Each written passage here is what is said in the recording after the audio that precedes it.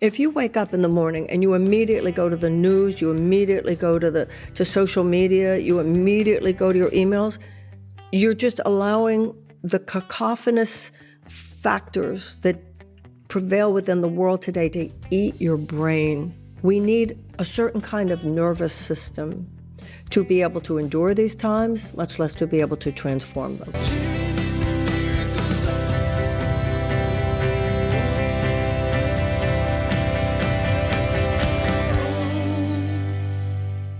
Welcome to Living in the Miracle Zone. This is the place to be if you want to live in the flow of synchronicities and miracles in your everyday life. I'm your host, Marci Shimoff. I'm a #1 New York Times bestselling author, a teacher in The Secret, and the creator of the worldwide program, Your Year of Miracles. And I have spent my life studying happiness and miracles. And in this podcast, we bring to you extraordinary stories that will inspire you and groundbreaking miracle tools that will show you how you can live your most miraculous life. And it's my heartfelt intention that we have a fabulous time together. So welcome to the Miracle Zone. And today I am joined by the one and only Marianne Williamson. Welcome, Marianne. I'm so thrilled to have you here. Well, I'm always thrilled to talk to you. So thank you for having me. For those maybe two people out there that haven't heard of you, let me say a little bit about your background, and then I'll tell people a little bit about my own experience with you. So for more than 40 years, Marianne has been a leader of spiritually progressive circles. She's the author of 16 books. 4 of them have been #1 New York Times bestsellers. There's a quote from her mega bestseller, A Return to Love, that I am sure you've heard of. It's, "Our deepest fear is not that we are inadequate. Our deepest fear is that we are powerful beyond measure." And I love that quote. And also, your other bestsellers have included A Woman's Worth. I devoured that the minute it came out back in the 90s. The Law of Divine Compensation, Tears to Triumph, and The Gift of Change. And Marianne, you have taught online programs. You have spoken to millions of people about the universal spiritual principles that are at the heart of miracle-minded thinking. And your newest book is The Mystic Jesus, The Mind of Love. And we're here to talk about that today. But first, I just want to share a little bit about my own experience with Marianne. Marianne has been a very dear friend, colleague, sister for many years. Back in the 90s, I went with Marianne on a trip to Bali, and something happened very significant on that trip. I raised my hand in this group that we were talking about, and I said, "I want to find my soulmate." And I said it very apologetically, like there was something wrong with wanting that. And Marianne said, "There is nothing wrong with wanting that. In fact, we are going to do a prayer together here for calling in your soulmate." And she led this most magnificent prayer, which she always does. And we're going to get to have a prayer with you later on today. And fabulous prayer. I left the trip. 3 weeks later, I met my husband, Sergio. That was 25 years ago. And Marianne, you have been so significant in my life. All through those years, you've guided me and coached me in my relationships. You've also really opened me up to bigger ways of thinking about the world. And I am so grateful for your friendship and you are probably the most brilliant person I've gotten to ever be with and talk with. You're brilliant, and you care so deeply. And I just adore you for all of that. Well, thank you. The admiration and affection are mutual, I assure you. So thank you for the stalwart friendship that you have shown to me. And I do remember that. I think it was very early in the trip, like maybe our first meeting, and you and I didn't know each other yet. Glad it worked out. I've always liked him. I told you that. I've always been on Team Sergio. Even when you weren't on Team Sergio, I was on Team Sergio. That is so true, and you've really helped me through those difficult times. And Team Sergio is Sergio and I are doing great. We just celebrated 25, so we're doing great. I always love to start this with asking people, how did they come to live a miraculous life? I know that your life in the earlier years did not feel quite as miraculous, or you weren't in that in that mindset, in that mode. So maybe tell us your journey on that. I think my childhood was one in which I appreciated the miraculous. I had no exposure to the real problems of the world when I was growing up. I felt safe and I felt loved. Now, in adolescence, I went through what everybody goes through. But in my 20s, and in your 20s are hard. I keep saying to people, the 20s are hard. They're not a mental illness, as some people would have you believe today, but they're hard. And my growing up in that sense was very garden variety. If there's anything unique, it's that there wasn't anything unique. I went through, I now realize, in my 20s, what everybody goes through, trying to figure out who you are when your innocence, as it were, bumps up against some very harsh realities of the world. I was always interested, from even when I was a teenager, interested in comparative religion, and I would read everything, Eastern and Western. I would read the I Ching. I would read about astrology, but I would also read serious comparative religion, St. Augustine, Hegel. I mean, I was always interested in philosophy and religion, but I found it very hard to actually apply any of those things to my life in ways that had any practical application. And so whether it was my relationships with men or my trying to build a career or my being in school, it was just one sort of mess after another. But then when I was in my mid-20s, I saw the Course in Miracles. Now, I don't think any book or teaching or teacher has a monopoly on the truth. It's not that the Course in Miracles told me things I didn't already know. As a matter of fact, there's a book by Jane Roberts called The Nature of Personal Reality. That book so blew my mind. So I had already read there what now seems like such mainstream understanding, but at that time it was not, that your thoughts create your reality. But even reading that in her book, although that helped me understand the Course in Miracles, it wasn't until the Course that I experienced guidance for how to do that. Because the Course in Miracles has a workbook, which is 365 lessons. So every day of the year, it's one thing to read about how exercise will help you.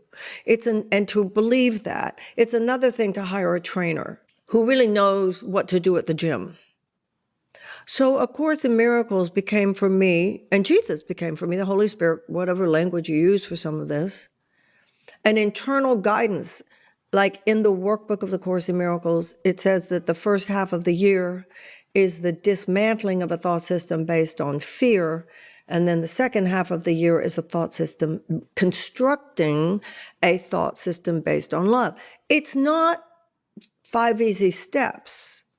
This is not a how-to.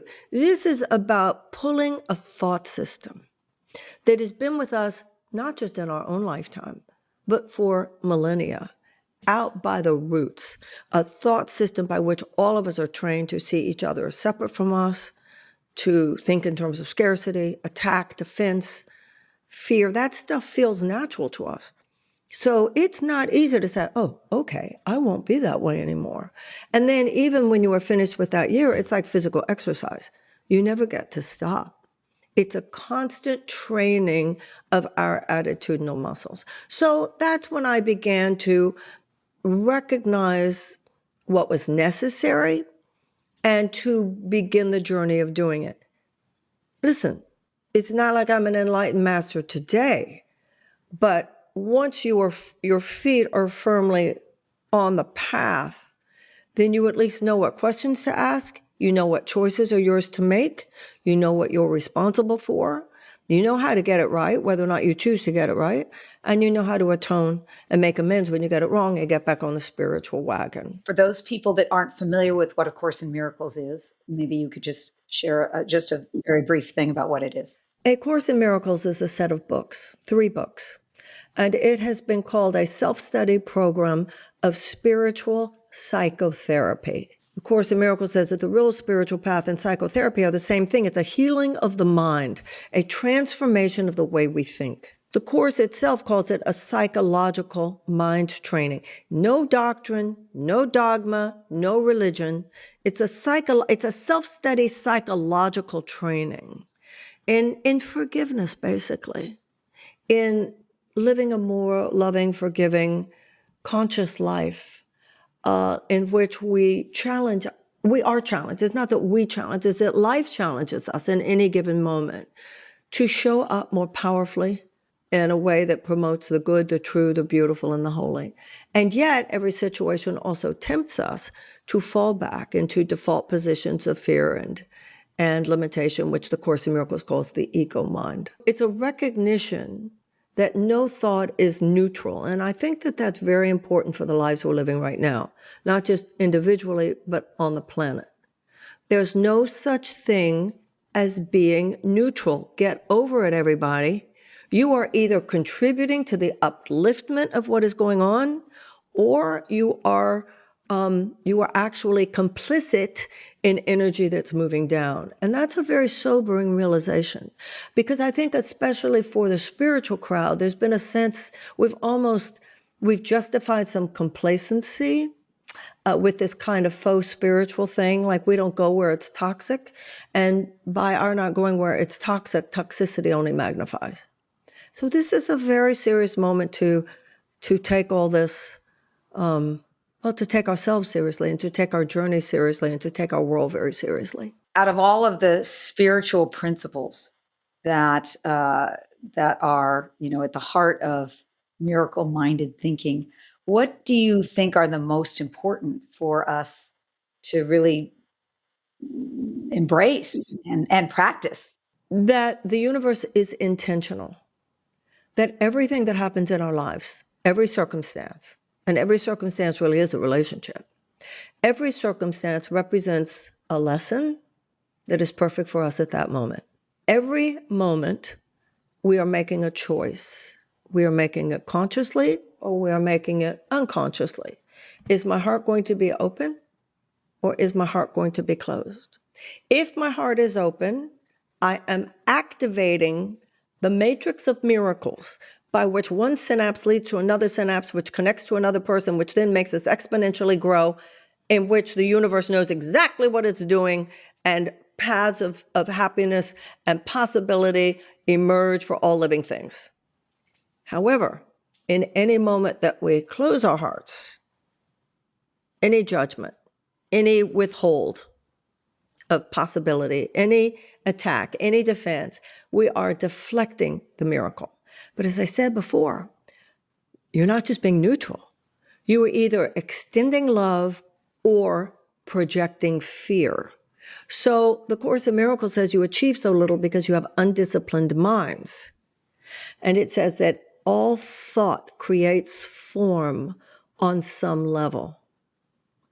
So this is a realization that your life matters, not just to you, but every single thought we think either takes things up or takes things down in ways that do not just affect us, but affect the entire world. That's the great challenge, is how do we bring that to what we see? And I know that, I'm curious why the Mystic Jesus now? I want to talk about the Mystic Jesus and how we bring what you've just said into how we make this happen right now in our world and in our lives. Well, there are two things when we talk about, how do we do it? There are two things I want to mention even before we focus on where Jesus fits in. The two words I want to bring forth is the morning and willingness. Every religious or spiritual path I've ever read about focuses on some level on the power of the morning. And I think that's very important in our world today, Marci. If you wake up in the morning and you immediately go to the news, you immediately go to social media, you immediately go to your emails, you're just allowing the cacophonous factors that prevail within the world today to eat your brain. We need a certain kind of nervous system to be able to endure these times, much less to be able to transform them. So whatever your practice is In the Course in Miracles, it says 5 minutes spent with the Holy Spirit in the morning is enough to guarantee he will be in charge of your thought forms throughout the day. So whatever your practice is, TM, Course in Miracles, whatever it is, the morning, that's number one.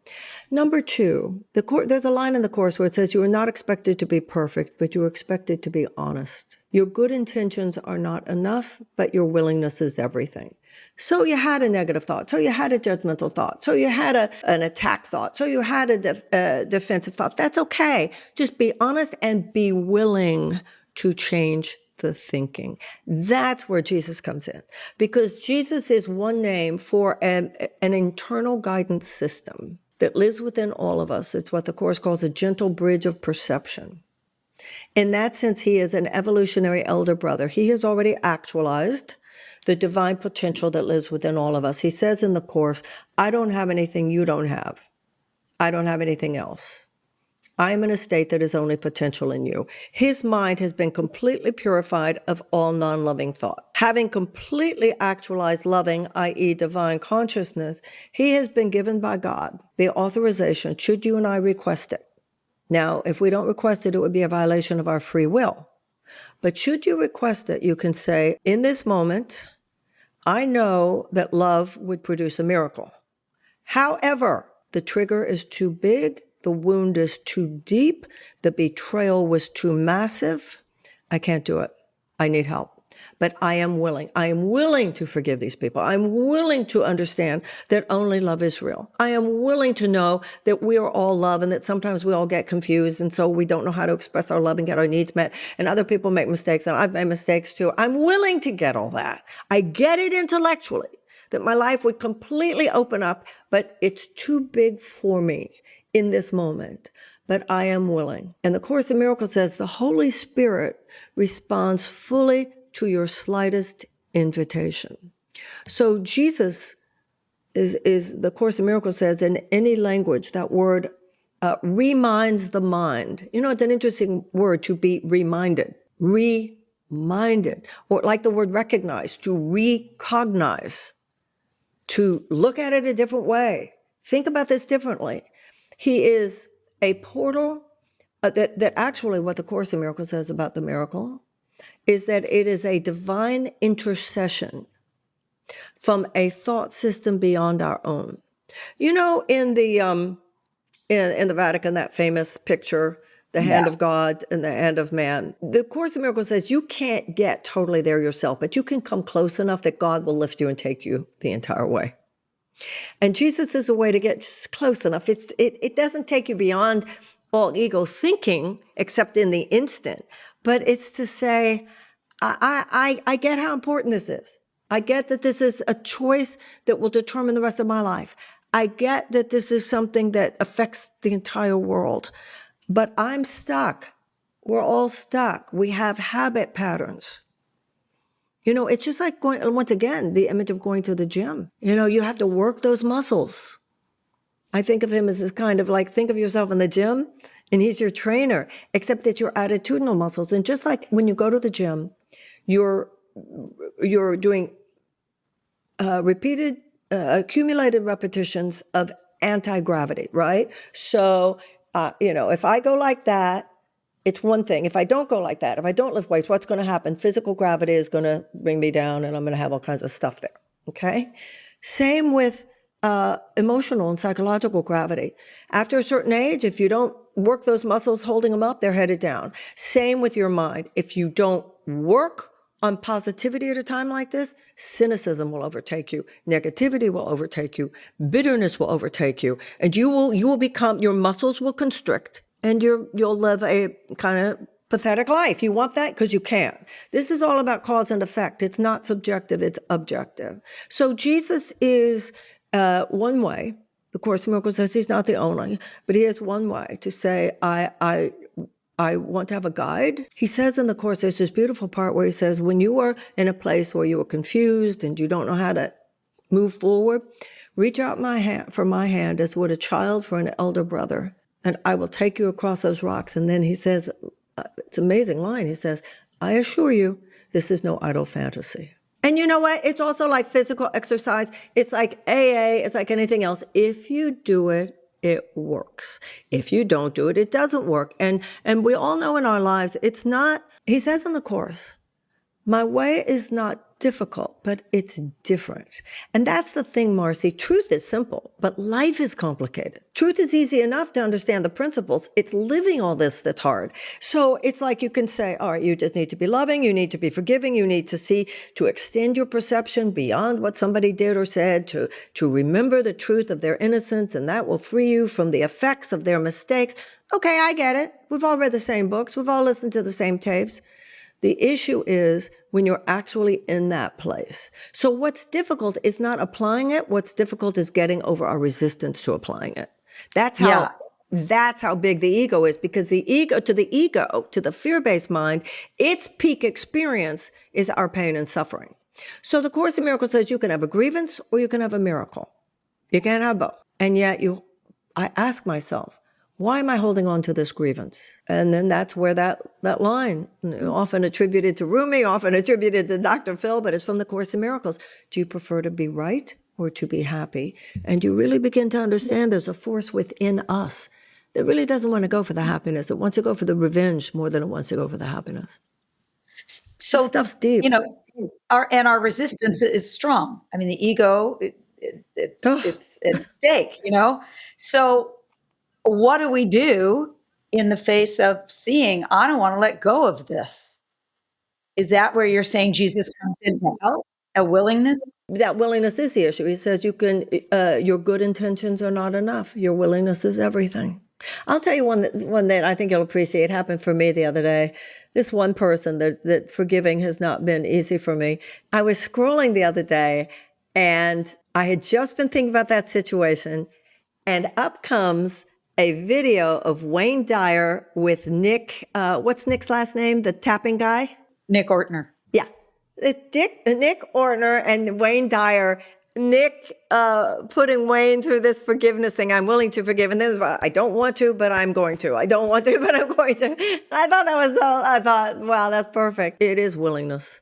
And it's a process. And you consider what are going to be the results in my life if I do, and what are going to be the results in my life if I don't. And I've had enough situations in my life where I did not, in that tremendous examples, both personally and professionally, where if I had only taken a moment to think, if I had only taken a moment to pray, if I had only been willing to not bring the past baggage into that moment, the things that could have and would have unfolded. Yeah, but what about right now? And how does that apply to things that are happening in my life right now? And you go, well, I can play it the way I did it then, or I can play it differently. And I think that's where all of us are. I think particularly right now, people are going through things that are kind of microcosm of what the world is going through. I don't think this is an easy moment for anyone. I think everything that's happened recently, even in our country, is making everybody think like, wow. And this is good. I think, I feel that there's a lot of activation going on, a lot of waking up and growing up that I think is actually going to benefit all of us. Yeah. Amen. And Marianne, I just want to comment that I have seen you many, many times also choose the path of love and the path of forgiveness in the face of real difficulty. And you Thank you. you have been a student, a loyal, dedicated student of this for decades, and you practice it. And I really want to honor and just say how inspiring that is for me to see, because you step into the fire there and you show up with as much dedication to the truth and love and forgiveness as possible. And I appreciate it. And I appreciate that, Marci. Part of the issue for me is that my mistakes, my failures, as well as my successes become so public. So it gives you some motivation, like coming out of this presidential campaign. I can be very angry. I can be very bitter. I can be very, I told you so. I told you so. I can be, and you did this and you did that. I mean, I could live there. And then what will happen? I will become a bitter, angry, kind of pathetic old woman. That's where you want to go, Marianne? Or do you want that divine alchemy of forgiveness and grace and atonement, really owning what was your part, really forgiving everybody else? You want to do that, because if you do that, all kinds of new beginnings. And by the way, everybody's going to see which it is. Right? So, there's some motivation there to try to get it right. Well, I think you're doing amazingly, and it is inspiring to witness. And so back to the mystic Jesus, I want to Okay. understand, why did you do what's the difference between the mystic Jesus and the historic Jesus? How do you and I are both Jewish? How does that play into things for us? And why Jesus? Why not Mary? Why not Buddha? I know, I have a feeling I know what you're going to answer, but I'd love to hear your take on this. Well, first of all, I wrote a book a few years ago called Tears to Triumph, where I do talk about Buddha and I do talk about Moses. I think, as well as Jesus, all of the great religious scriptural tales are code. All of them. So just like people say to you when you have a dream that it's every figure is an aspect of yourself, so it's also true that in the great religious stories, every figure in the dream, in the story, is an aspect of yourself. The teachings of the Course in Miracles do emanate from Jesus. But a lot of people don't want to go there, and the Course in Miracles is like, fine, don't go there. I'm not even putting my name on the cover. He says, you don't have to believe in me. You don't have to have any relationship with me. This is not about believing in Jesus, not about believing in God. It's about believing in one another. And if you practice these principles, you will have the miraculous effects. But he does say in the Course, if you do invite me into your thought system, and the Course in Miracles is not an exclusive Jesus. It's not saying you should. It's not saying you're the only one who's going to be saved. None of that. There is a Christian religion, obviously, an ecclesiastical tradition that is based on the historical figure of Jesus 2,000 years ago. This is not in any way to disparage, disrespect, or undercut that. This is, however, the Course in Miracles and my book and books like this are part of a lineage that has been with us since the earliest days of Christendom. Now, remember, in Judaism, there's the mystical path of the Kabbalah. In Islam, there's the mystical path of Sufism. The mystical journey is a universal spiritual space that lies at the heart of all the great religious expressions of the world. And the Gnostic or mystical tradition of Christendom sees your relationship with Jesus as something that exists in your heart right now, as a universal force of spiritual consciousness, as relevant to what is happening in your life right now as it was demonstrated in his life when he lived as a man 2,000 years ago. That the mystical understanding of his life story was not meant only to apply to his experiences, but to your experiences. And he lives now within you as your comforter. When you have moments of pain, moments of anxiety, moments of neurosis, moments of pathology, moments of depression, the comfort comes from someone saying, if you would like, I will help you change that thought. He says, time and space are under my control, i.e., I'm going to put Wayne Dyer in the order. It seems so little, but actually it's interesting. Pretty interesting. What were the chances, right? Right. So Jesus, nothing in this book is to, like you were saying, we're both Jewish. And by the way, I want to take a moment for anyone else who is Jewish watching this. Thank you, Marci, for saying we're Jewish, as opposed to this covertly anti-Semitic trope by which too many people now feel the need to say, I was raised Jewish, or so-and-so was raised Jewish, as though to indicate, but you don't have to be that now, which is very disturbing. And so thank you. We're Jews. Yes. You're born a Jew, We you are die a Jews. Jew. Right. Thank That's you. right. Thank you. And it is a race of people, and that's so significant at this moment. Anyway, I have never felt. Now, when I first saw the Course in Miracles, for me personally, I don't know about you, Marci. First of all, when it comes to Christianity, my mother, I never heard anything. I don't know what you were told. I was just told, no, honey, they read that book and we read this one. That's what A I was different told. religion. I was never taught anything. And Jews, I always say Jews don't have a problem with Jesus. Jews have a problem with the history of Christianity. Can you blame us? But Jesus himself, he was a Jew. His teachings grew from. So the only thing my mother ever told me about Jesus, I don't know where she got this. This is what my mother said. I'm under the impression he was very polite. Where did she get that? First of all, he wasn't always polite. I'm under the impression he was very polite. Okay, great, Mom. Anyway, when I first saw The Course in Miracles, I had studied comparative religion, theology, really enjoyed it. In college, St. Augustine, St. Thomas, I really dug that stuff, actually. St. Teresa. But when I saw The Course in Miracles on somebody's coffee table in New York at a cocktail party, I was like, no, this is a Christian book.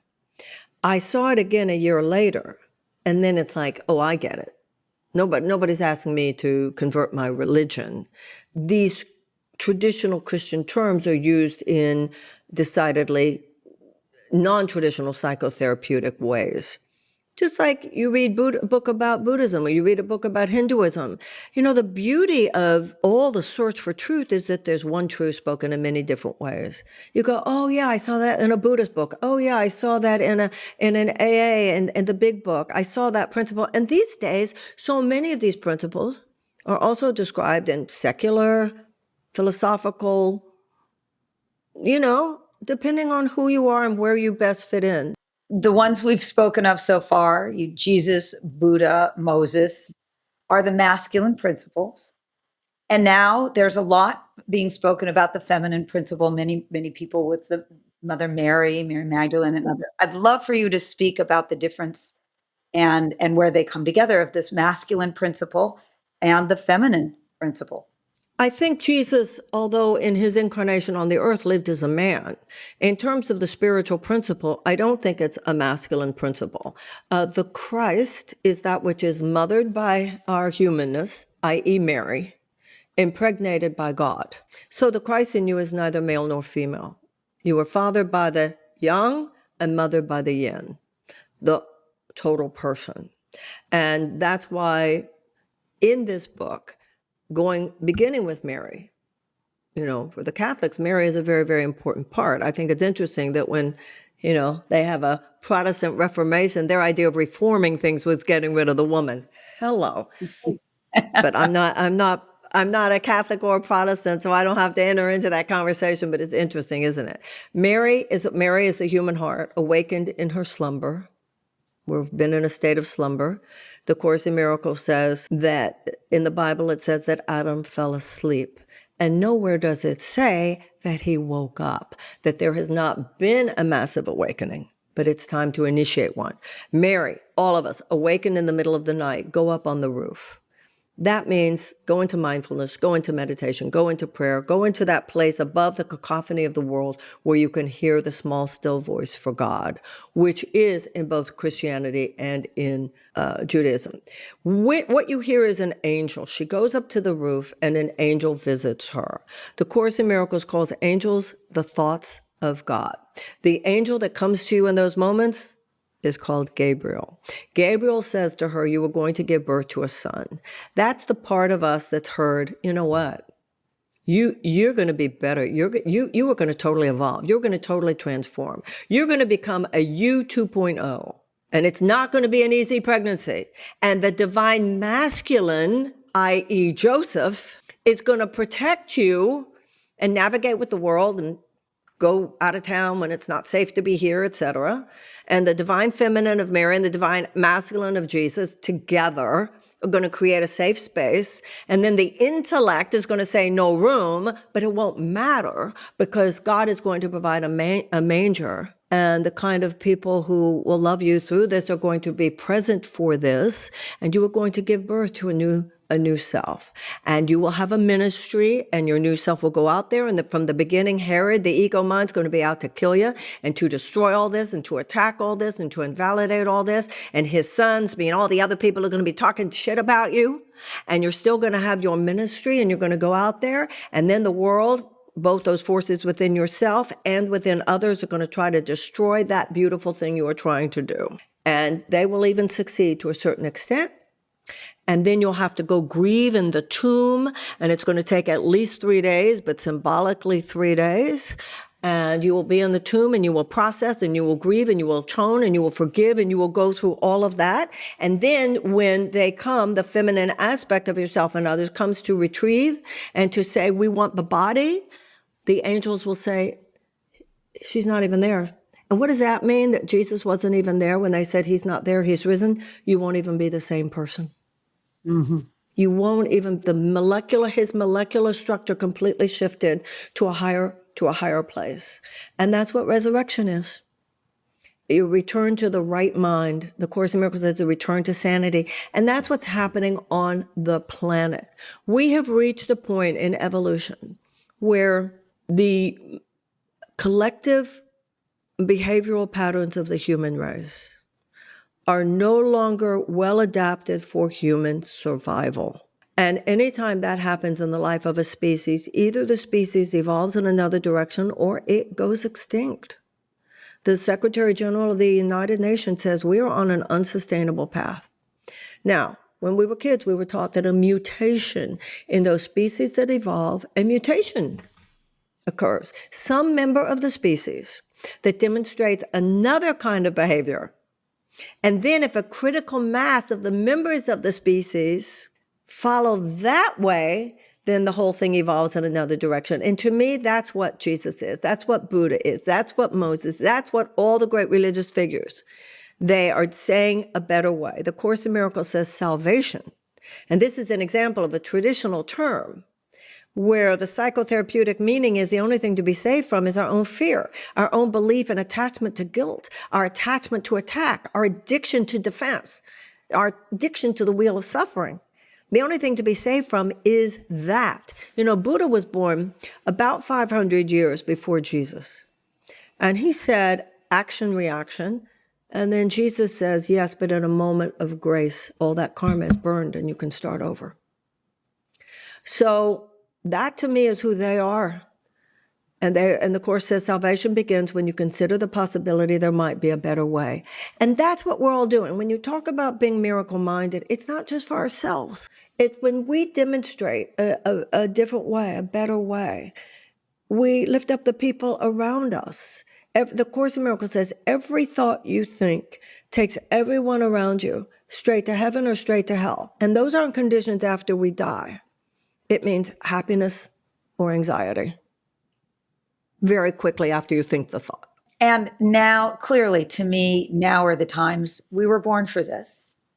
And this is being called on now. So I before we close, I'm going to have you do a prayer for us, but I would love for you to speak about what you see as being called in these times and how to move forward. You and I are talking right before the holidays. And with Thanksgiving, we're reminded to be grateful for that which remains.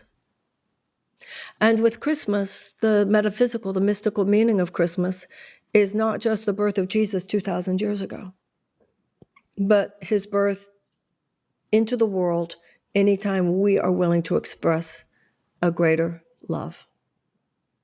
And how could anyone doubt the significance of such a thing right now?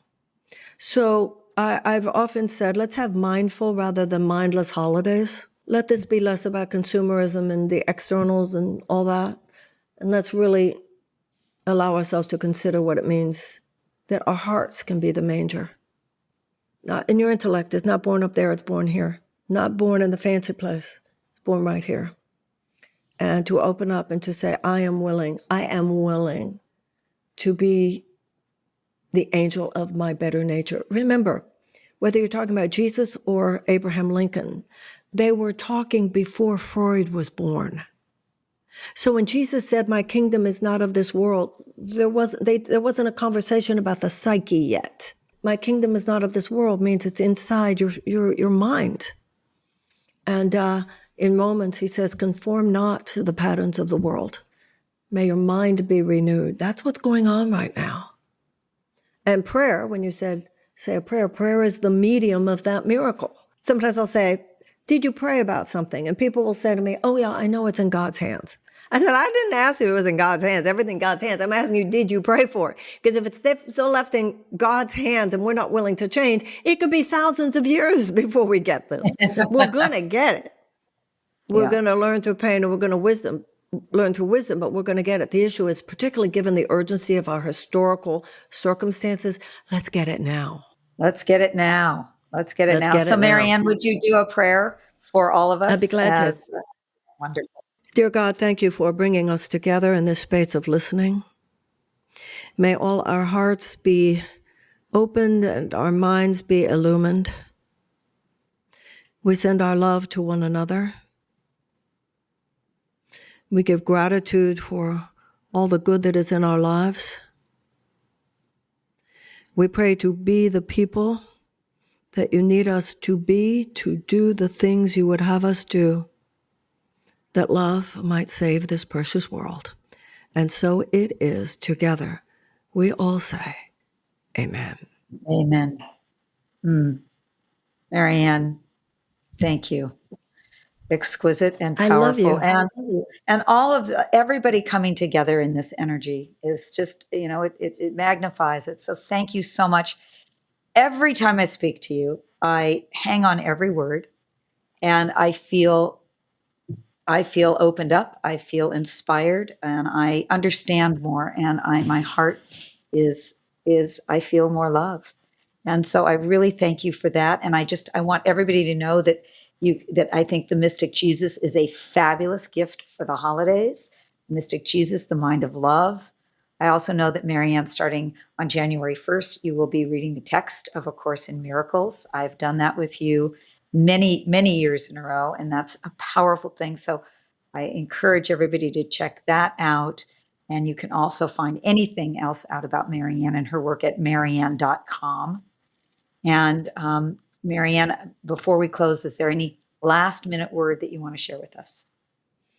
No, just that I think we can all support one another, knowing that where there's love, miracles occur naturally.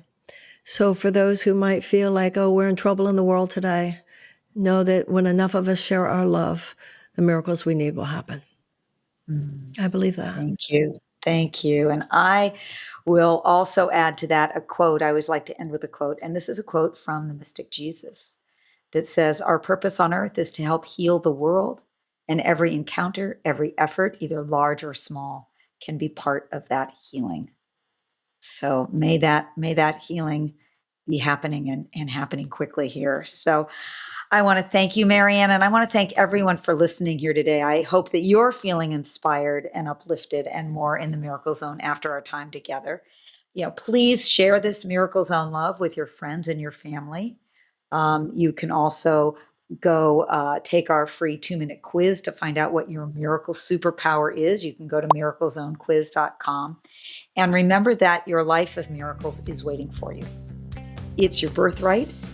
And simply by being here and by listening to this and by the willingness to take a step forward into the Miracle Zone, you make a difference in your own life and in the world. So enjoy, and we send love.